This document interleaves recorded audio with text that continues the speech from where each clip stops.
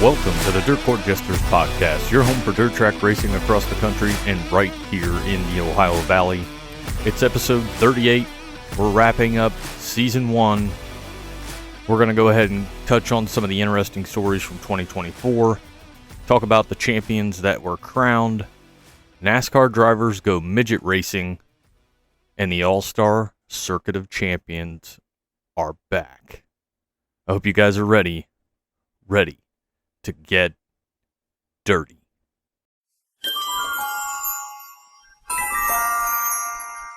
This week in dirt racing history, we're going back to November 23rd of 2002 in Tucson Raceway Park, where the USAC Midgets would pay a visit and Tracy Hines would get the win. Aaron Fike in second and Robbie Flock would round out the podium. Let me talk to you! This week's talking points. I want to start with High Limit opening the season at the dirt track at Las Vegas, March 13th and 15th. Their Eldora dates are going to remain the same. They've also got some rule changes that are going to come along in the 2025 season. They've added a half-hitch to the wickerbill and an in-axle inflator, which is said to be more for safety than anything else. At a cost of $1,500, it seems like a really big advantage, especially on those green-white checkered restarts. A lot of people are saying that this isn't anything new and guys have been using this already. I'm not 100% up on the rules, so perhaps that is the case. I know for low-budget local teams that might be an issue. Other rules of note, lane choice will be granted to the pole position in each heat race, inside or outside for the initial start. Any subsequent start afterwards will occur in the chosen lane of the first start. All the rows will stay in position as indicated in the heat race lineup. One in-car shock adjuster will also be permitted inside the cockpit, and headers that are not straight out of the back of the car or without a muffler must be welded where the bend connects to the header and to the muffler. So, not a ton of changes, but some interesting ones. World of Outlaws aren't doing the air inflation or the shock adjuster as far as I know. It'll be interesting to see how long that separation lasts. Hunter Maddox is the USAC Sprint Car Rookie of the Year. Congratulations to Hunter. If you caught any of the episodes, we were able to run into him during Fork Round Weekend. Awesome guy. And can't wait to see what 2025 brings for him. Logan Seavey's looking to run 25 to 40 late model races in 2025. It's been said by many, including myself, but USAC continues to lose their big names, and it looks like CV might be the next to jump ship. Knoxville weekly purse increases for 2025, $4,000 increase from 2024. The starts increase from $700 to $1,000, $13,000 increase over the last 3 years. Knoxville just keeps doing what Knoxville does. There's no other way around it. $1,000 to start a weekly race at Knoxville. Bravo, folks. If you haven't seen Danny Sam's save at Charlotte on Friday of the World Finals, you got to look it up. That's one of the most impressive things I've ever seen. 360 keeps her running. Way to drive Danny Sam's. More champions have been crowned. David Gravel's going to be your 2024 World of Outlaw Sprint Car Champion. Brandon Shepard's your 2024 World of Outlaw Late Model Champion. Matt Williamson is your 2024 Super Dirt Car Series Champion. Seth Bergman's going to be the 2024 ASCS Champion. Ricky Thornton Jr. wraps up the Flow Racing Night in America title. And Brandon Shepard is going to be back in the Rocket One house car for 2025. Who didn't see this coming? CRA also holds a silent auction for Chase Johnson at Western World, and they raised at least $8,600. Awesome to see as Chase continues his road to recovery. Thoughts and prayers to him. Brandon Crouch is going to pilot the CJB Motorsports number 5 in 2025. Dirt Tracker Daily, Justin Fiedler had an episode November 14th, which gives more details into this marriage. Brim's a young guy who knows this equipment may be just the thing for him and CJB. Crouch brings money with him, but getting a crew sounds like an issue right now. There'll certainly be some growing pains for sure, and a big difference to what CJB originally had lined up for 2025. But Paul McMahon's going to be a pretty solid mentor there for Brenham Crouch, and it'll be interesting to see how this season goes for them. And finally, major NASCAR stars become USAC Midget Superstars. Kyle Busch announces he's going to make his USAC Midget debut on November 26th at Bakersfield Speedway. He's also going to run the Chili Bowl. Kyle Larson also running some of that California swing with the USAC Midgets. Be very cool to see some big-time NASCAR guys cutting it up with the USAC Midget Stars. I want to give a shout out to Victory Fuel, from Throttle Punch to Lucky Lemon to the ever-delicious Purple Potion. They've got 4-packs, 12-packs, and some cool merchandise. Get to drinkvictory.com and use the code GESTURES10 at checkout to save. Drinkvictory.com and use the code GESTURES10 at checkout to save. Acknowledge me. Race recap: November 3rd, Big B Speedway and the Jackie Beaver Fall Classic. Steve Van Dyke gets the win over Josh Thacker, and Cap Henry comes in third. East Alabama Speedway for the National 100, Tyler Erb will get the victory, Zach Mitchell in second, and Mark Whitener in third. November 7th, the dirt track at Charlotte in the World of Outlaw Sprint Cars, David Gravel with the win, Buddy Kofoid in second, and Justin Peck in third. In the World of Outlaw Late Models, Ricky Thornton Jr. will get the win, Drake Troutman in second, and Chris Madden in third. With the Super Dirt Car Series, Tim Fuller will get the victory, Anthony Perego in second, and Demetrius Drelos in third. November 8th, the dirt track at Charlotte, World of Outlaw Sprint Cars, Carson Macedo with the win, Buddy Kofoid in second, and Justin Peck in third. In the World of Outlaw Late Models, Chris Madden hits almost every car in the A-Main. Obviously, I'm kidding, but he was bouncing off some folks that night. Bobby Pierce will get the win, Cade Dillard in second, and Mike Marlar in third. In the Super Dirt Car Series, Matt Williamson will get the victory, Matt Shepard in second, and Demetrius Drelos in third. November 9th, the dirt track at Charlotte in the World of Outlaw Sprint Cars. To wrap up the season, Tyler Courtney gets the victory, David Gravel in second, and Carson Macedo in third. In the World of Outlaw Late Models, at one point, Bobby Pierce was 2 points behind Brandon Shepard before Pierce lost a right rear and his championship hopes expired as well. Chris Madden and RTJ were still banging off each other, and Chris Madden would get the victory, Ricky Thornton Jr. in second, and Mike Marlar in third. With the Super Dirt Car Series, Anthony Perego would get the victory, Tim Fuller in second, and Matt Williamson would round out the podium. The racing looked pretty good at Charlotte all weekend. Definitely want to get there to see the 3x4 wide. November 14th, Tulsa Speedway and ASCS. Feature number 1, Sam Haverteeth Jr. with the victory, Blake Hahn in second, and Seth Bergman in third. Feature number 2, Seth Bergman gets the victory, Matt Covington in second, and Brady Baker in third. November 15th, Creek County Speedway, ASCS, Blake Hahn with the win, Hank Davis in second, and Seth Bergman in third. Sonoya Raceway and Flow Racing Night in America, Ricky Thornton Jr. with the victory, Bobby Pierce in second, and Garrett Albertson in third. Dalton Wilson goes from 19th to 4th, and he's going to be this week's chicken dinner winner. Way to get the elbows up, Dalton. Vado Speedway in the Power I-360 High Desert Nationals, Aaron Reitzel with the win, Caleb Says in second, and Rico Abreu from 10th to 3rd. There were some big names that showed up for this race. A lot of movers and shakers in this feature.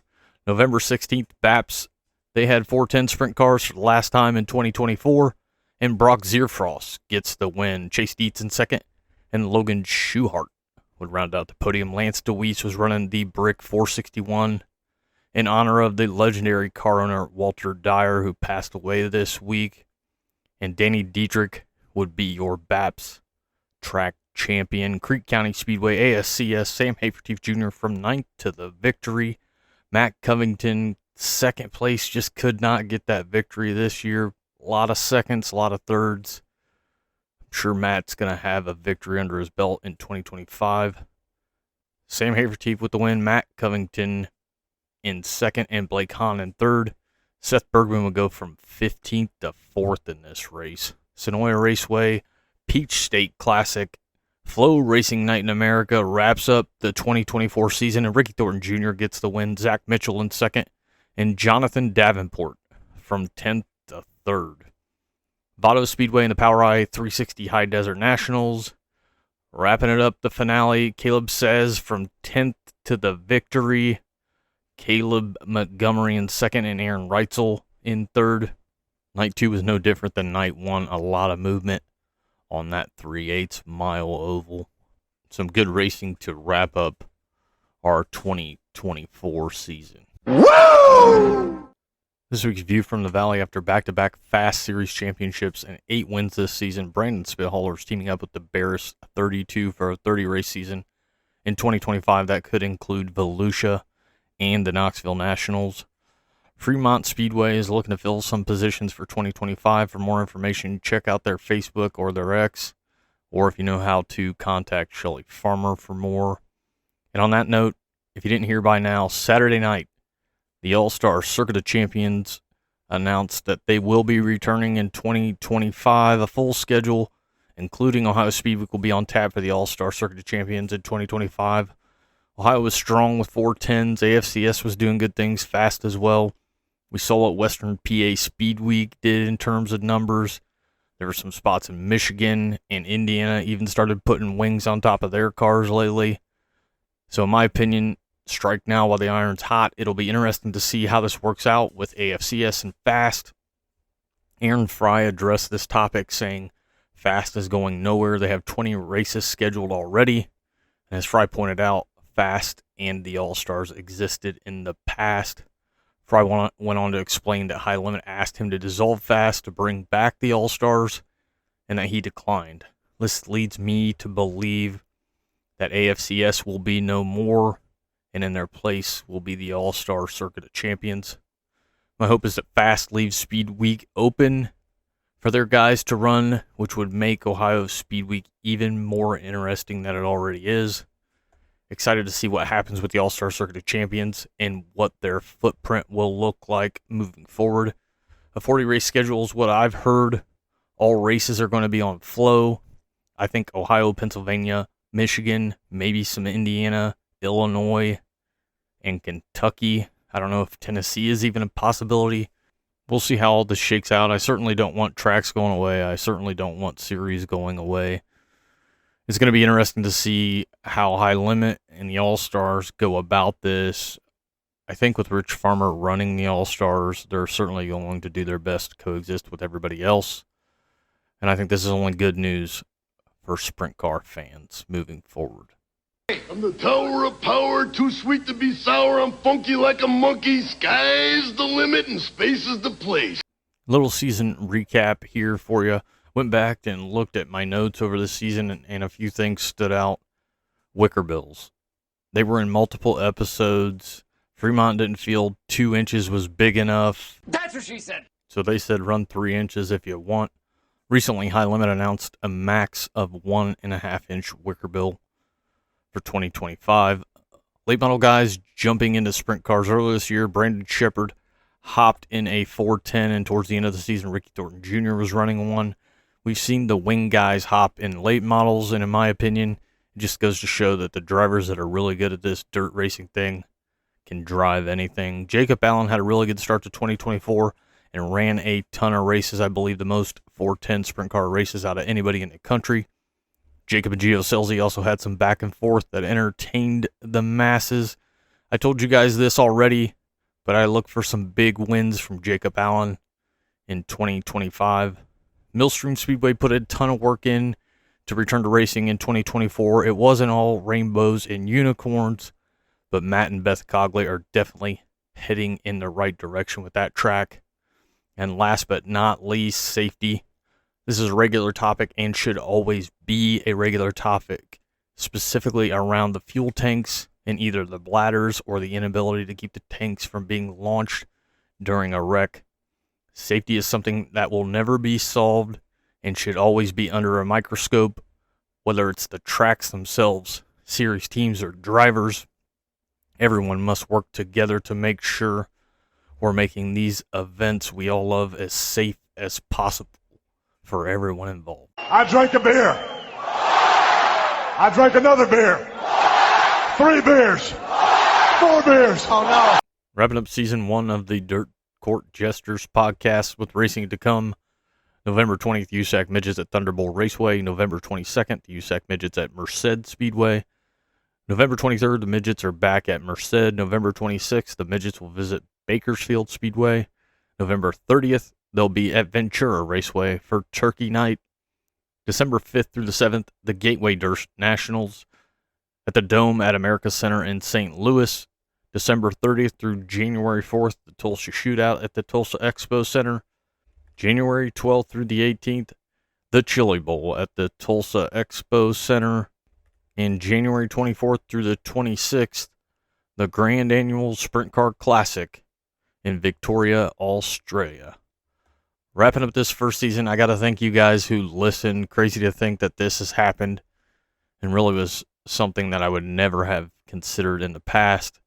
Thanks to Dirt Tracks and Rib Racks, Dunewich on Dirt, the Pit Report, Caution Free Podcast, and many others for the shout-outs that we got during this fun season. I didn't realize how much time and effort was going to go into this thing, but it's been a blast, and I hope you guys have enjoyed it. You can check me out as well as Charlie and Blake on their 2025 schedule release episode with Dirt Tracks and Rib Racks. Usually comes out in January. In the meantime, I hope to get some other content out during the off season. Hope you all have a safe and happy holidays, and we'll see you in 2025. Goodbye, mwah, and good night, bang. Thanks for listening to the Dirt Court Jesters podcast. Give us a like, give us a follow, give us a shout out. Let your friends know on X and YouTube as well at Dirt Court Jester. And we hope to see you guys at the track.